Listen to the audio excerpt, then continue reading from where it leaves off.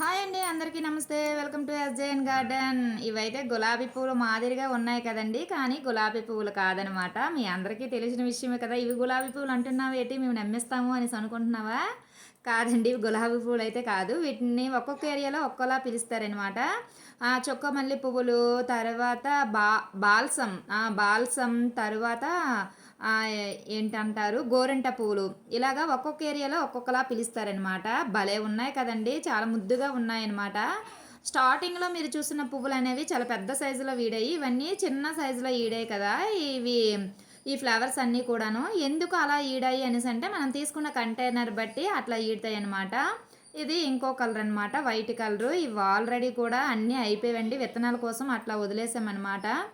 చూడండి ఎన్ని విత్తనాలు అయితే వచ్చాయో కదా. ఈ విత్తనాలన్నీ కూడా మనము ఎండబెట్టేసి నిల్వ చేసుకోవచ్చు, లేదు అంటే అలాగా మొక్కలపై మొదట్లో వేస్తాము అనేసి అంటే మంచిగా ఫ్లవరింగ్ అనేది మొక్కలు వచ్చేస్తాయి, దాని ద్వారా ఫ్లవరింగ్ కూడా వచ్చేస్తుంది అనమాట. దీనికి ఎటువంటి కేర్ తీసుకోని అవసరం లేదండి.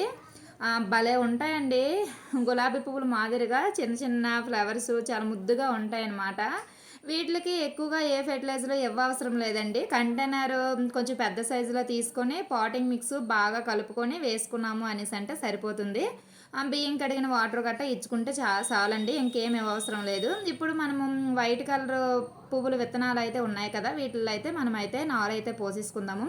చిన్న కంటైనర్ తీసుకొని సాయిల్ మిక్స్ అయితే వేసుకొని సాయిల్ అనేది తడిపి ఉంచుకొని ఇలా విత్తనాలు అయితే జల్లేసుకోవాలి. జల్లేసుకున్న 1 లేయర్కి కోకో పిట్ కానీ మట్టి కానీ వేసేసుకోవాలి. వేసుకున్న తర్వాత వాటర్తో తడిపేసుకొని నీడ ఉన్న ప్రదేశంలో పెట్టినా వచ్చేస్తాయి, ఎండలో పెట్టినా వచ్చేస్తాయండి. ఇది ఇవాళ వీడియో. ఈ వీడియో మీకు నచ్చిందని అనుకుంటున్నాను. భలే ఉన్నాయి కదా ఫ్లవర్స్ మాత్రం.